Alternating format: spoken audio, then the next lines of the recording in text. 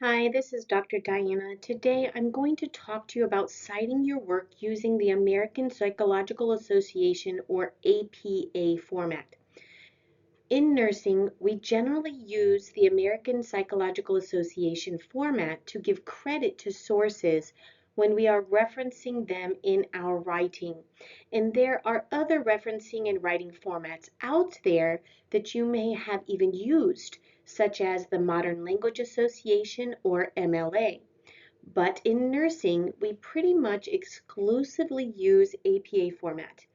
And this is an important skill to have because if you go on to get your RN or your BSN or any other type of academic degree in nursing, you're going to have to be able to use APA format.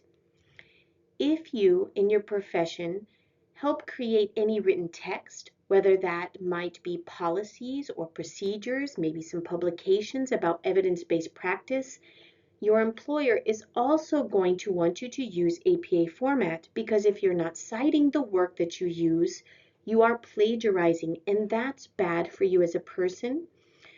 It's bad for colleges as institutions, and it's bad for any other facility or organization that might employ you and be associated with you. So here we go. So why does it matter? Using in-text citations properly shows that you are using evidence-based information and that you are respecting the work of others. It helps you avoid plagiarism, and it builds trust in you as an individual and an author, and it builds trust in you and your work. All right, so this is important to Rhodes State College, okay? So let's look at plagiarism. Plagiarism is basically failing to give credit, right? So the Rhodes State College Student Code of Conduct provides a definition for plagiarism and direction for students regarding what Rhodes State College expects from them. And what you see on the screen here is actually directly from Rhodes State College's Student Code of Conduct. It defines plagiarism. It says that plagiarism includes, but is not limited to, the unacknowledged use, intentional or unintentional, by paraphrase or direct quotation of the published or unpublished work of another person. It also includes the unacknowledged use of materials prepared by another person or agency engaged in the selling of term papers or other academic materials. So what does this mean? In that short little bit, there's a lot. It says a lot. So basically, whether it's intentional or not, you meant to do it or you didn't even realize that you were doing it, if you do not acknowledge the work you use from outside sources, that's plagiarism. It doesn't matter if you reword everything and paraphrase it, or if you put it in that paper word for word as a direct quotation.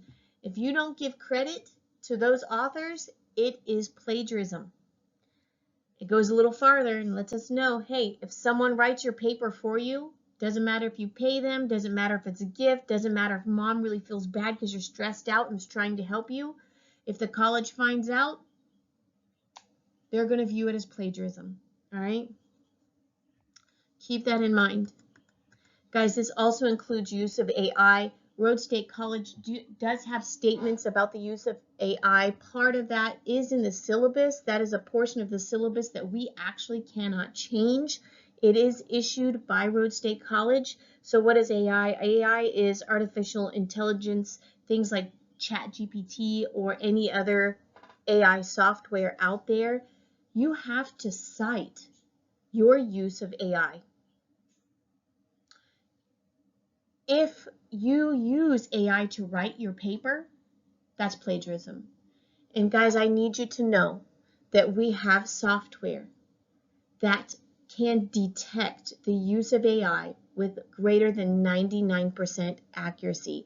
It also can detect plagiarism with the same accuracy, and it will show us where the AI was used, what was plagiarized, and what sources that it likely came from so that we can do the investigations that we need to do and we can identify AI and plagiarism, right? Now, caveat, We do not discourage AI. AI is a new technology. It's a great, useful, productive technology, but it needs to be used in an honest and proper manner. All right, so then we get some more information about what Rhodes State College expects. It states, acknowledgement must be given in accordance with the course guidelines. So for us, that means you need to use APA format. And documentation must occur whenever a student uses direct quotations, copies a table, chart, or diagram, constructs a table from data provided by others, paraphrases a passage, summarizes a passage, presents specific examples, figures, or factual information from a specific source, and uses it to explain or support his or her judgment. That means if you're using it to explain your judgment, this counts. Plagiarism covers the use of print, electronic, filmed, and broadcast materials. And guys, this includes lectures, right? Discussion boards, TED Talks, all of that, YouTube videos. Then the Rhodes State College Student Code of Conduct goes on to explain academic misconduct. Academic misconduct is defined as any activity that compromises the academic integrity of the college or subverts the process of education. Academic misconduct includes, but is not limited to, and if you go down to D, it very clearly states, submitting plagiarized work. So now let's look at what possible consequences could be in the process that Rhodes State College follows if there are allegations made that a student has plagiarized. All right, so I want to start by saying that this is very broad and very much summarized. The document that explains this procedure is far more complex and detailed. The reference list on my last slide does have the link to this if you are interested in looking at it. So basically, this is the procedure for making allegations, having a hearing, and imposing sanctions on a student for academic misconduct such as plagiarism. So right from the book, it says, the course instructor will file the academic honesty report for the alleged academic misconduct. The academic honesty report will include all relevant evidence and original documents, such as an allegedly plagiarized paper, a test, or computer printouts. Sources of plagiarized materials with the passages plagiarized clearly marked should also be provided.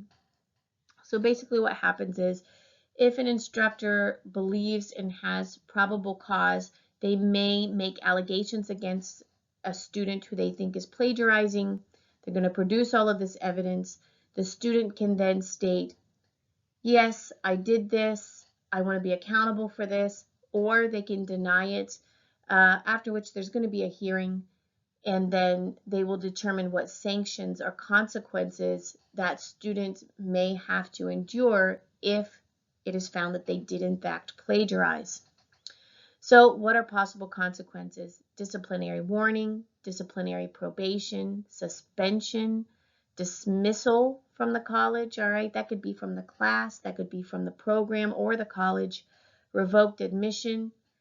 In your guys' case, this is more likely you have gotten accepted into the RN program, but sometime before that, it is discovered that you plagiarized, you go through this process, and then they revoke that. They say, sorry, you can't go into the RN program now. That could look different for anybody, right? Revoked degree, same thing. You went through the program, you're passing, but before you actually graduate or shortly thereafter, it is determined that you plagiarized, and due to the academic misconduct, if the school wanted to, they could revoke your degree. There are other options out there that they state that they could do that include but are not limited to research assignments, having the student do community service projects, etc.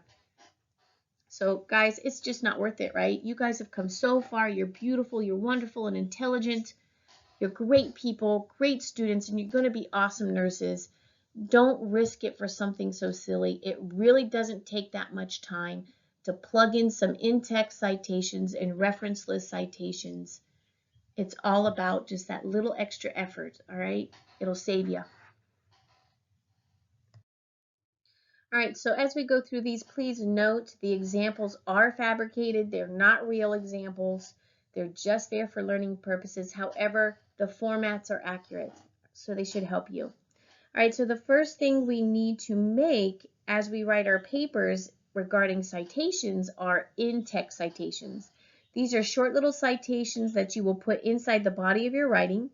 You want to put them right where the source is used, and that will either be at the beginning of the sentence or at the end of the sentence.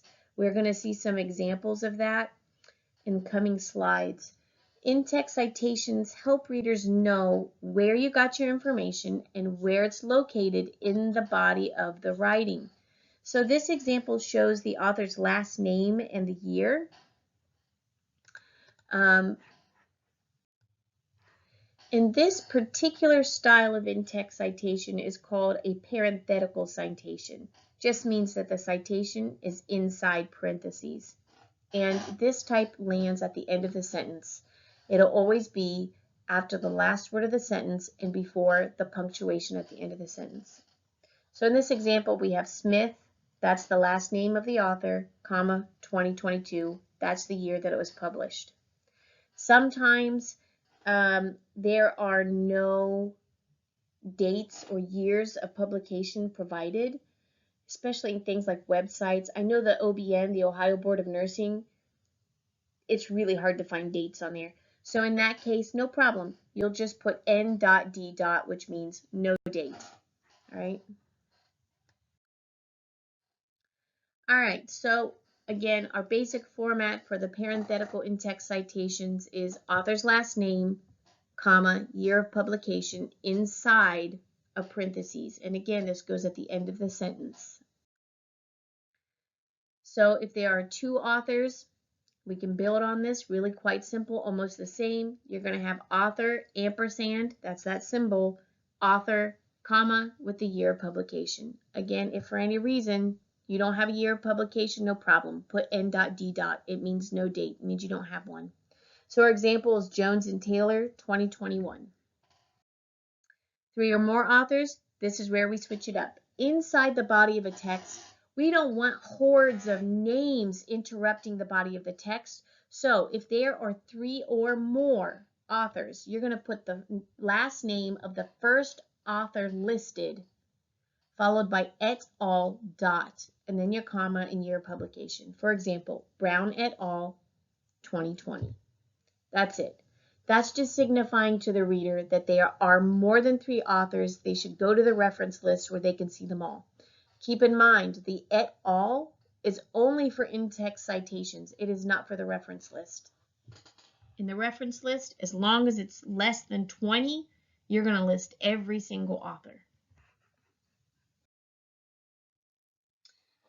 All right, so citing with the author in the sentence. So in this case, you're going to put something like author's name followed by the year of the publication. For example, according to Smith, 2022, nurses must assess the patient carefully. So in this case, you do not need to put the parenthetical citation at the end of the sentence again. You've done your in-text citation this way.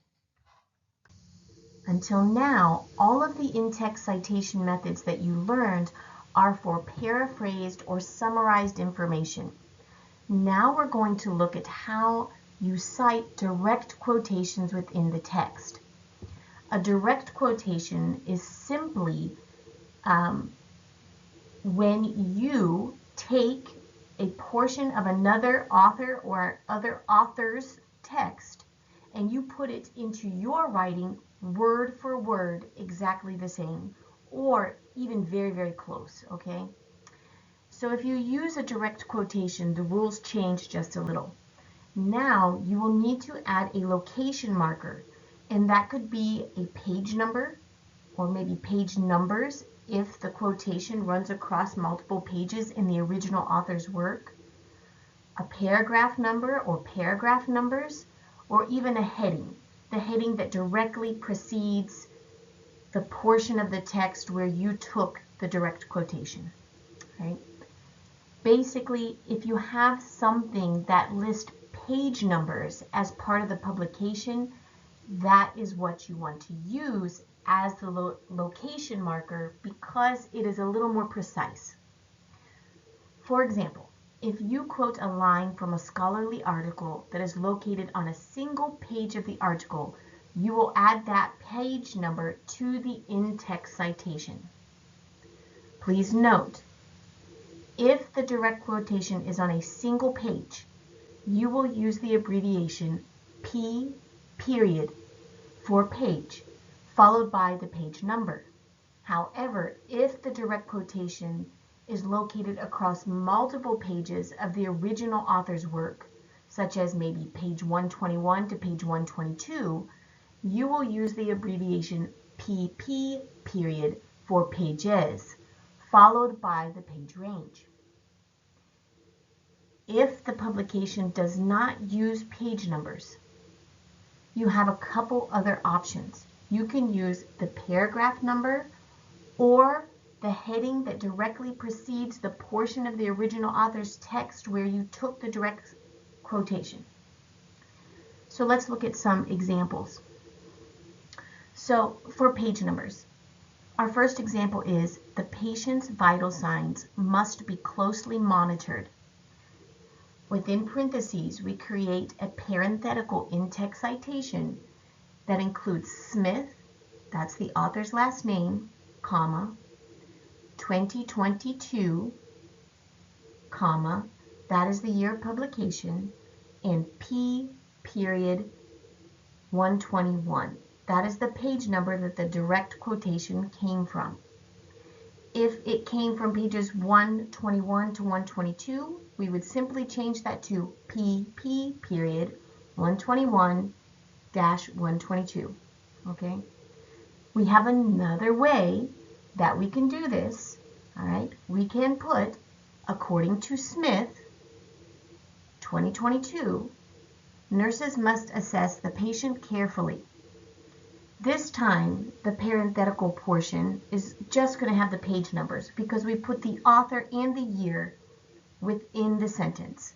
So here you see an example where the quotation went across multiple pages, so you have PP period 121 to 122. Let's jump down to paragraph. So there's no page numbers in this case because if there were, we would use those. So maybe you're using a web page or a publication, making sure that there are reputable sources, but they don't have page numbers listed. So now you can count the paragraphs and use that instead. For example, the patient's vital signs must be closely monitored. Within parenthetical citation here, within parentheses, we have Smith, comma, 2022, comma, para, P-A-R-A, period, 2. That simply means that the direct quotation was taken from the second paragraph of the author's original work. You can break it apart just like you did in the other one, where you put the author and the year within the sentence, and then the location marker at the end. Our example is, according to Smith, 2022, nurses must assess the patient carefully. And then at the end in parentheses we have para, meaning paragraph, so para dot 2. Okay. Header. This is where, for whatever reason, maybe there's really far too many paragraphs to count, so you think it will be easier for the person reading your text to relocate the author's original quotation by finding the header.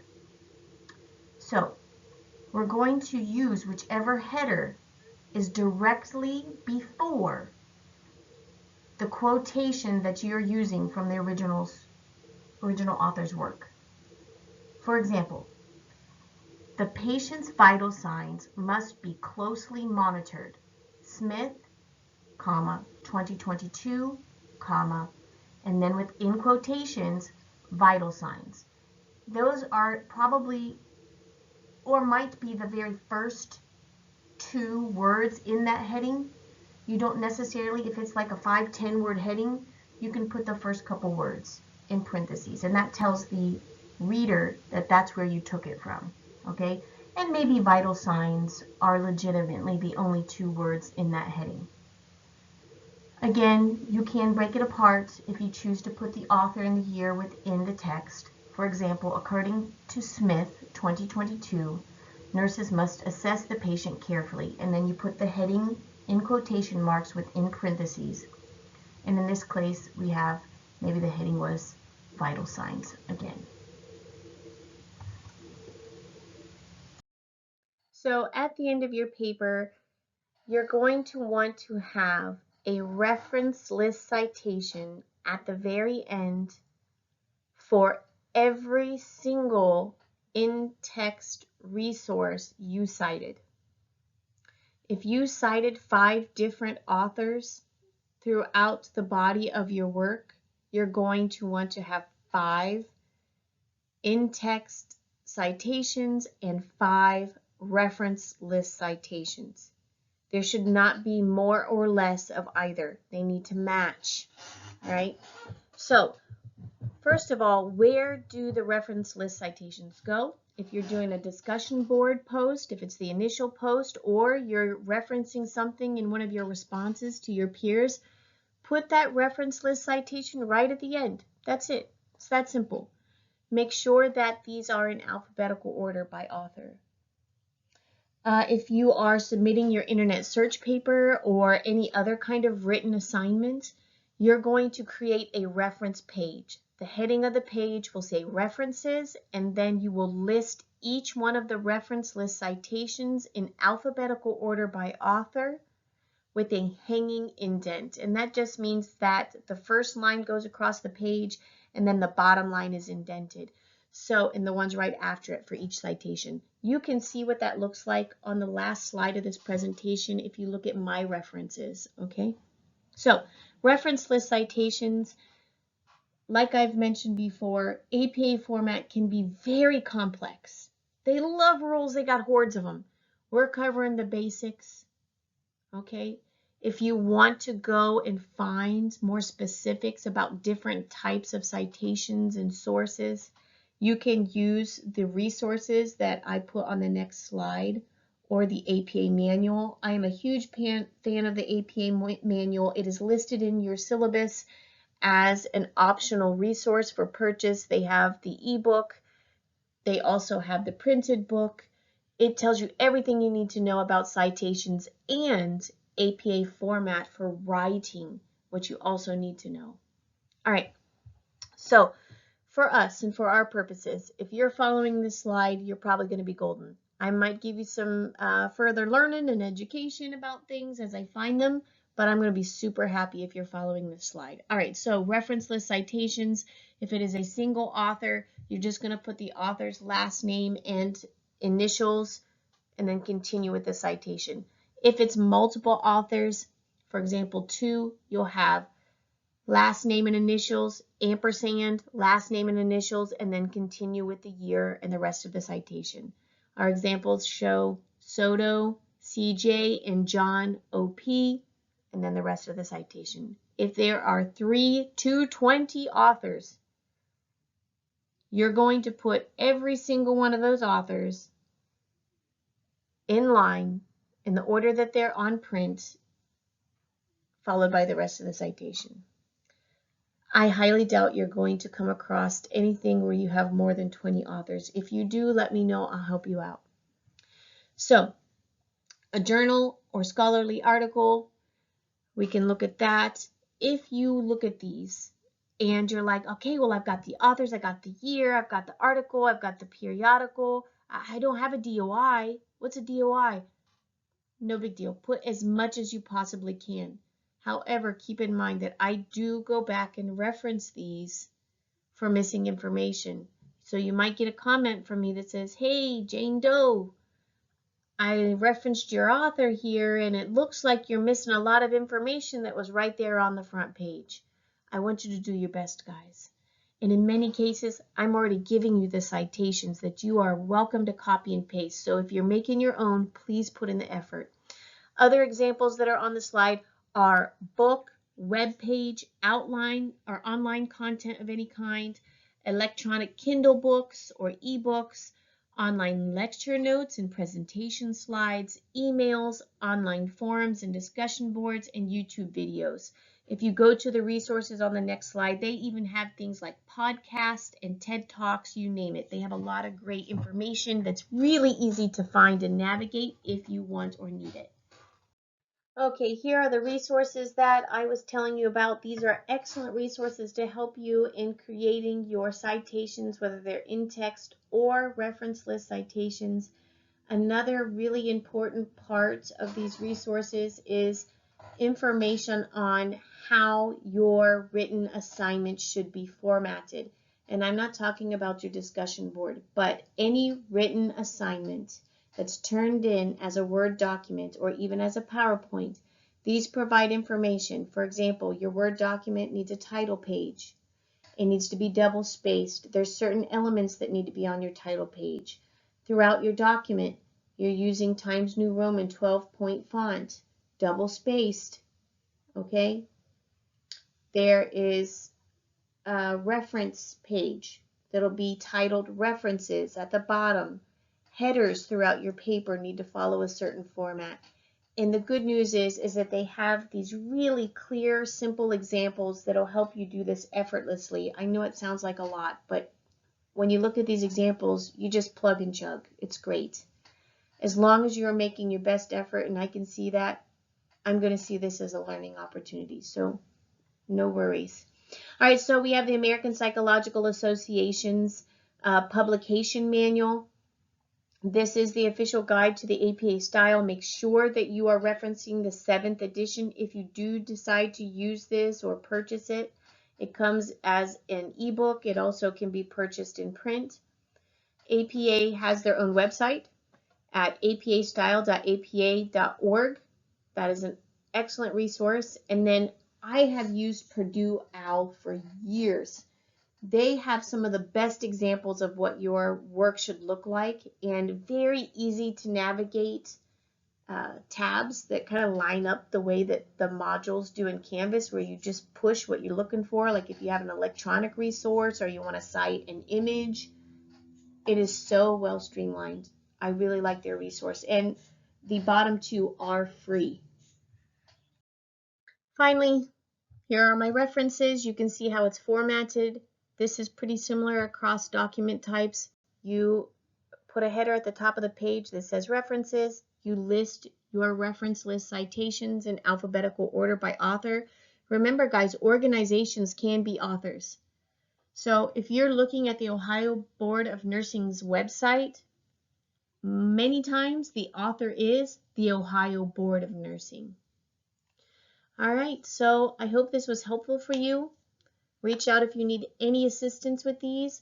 The Rhodes State College Writing Center is excellent at helping folks through this. They are a good resource as well. All right, thanks.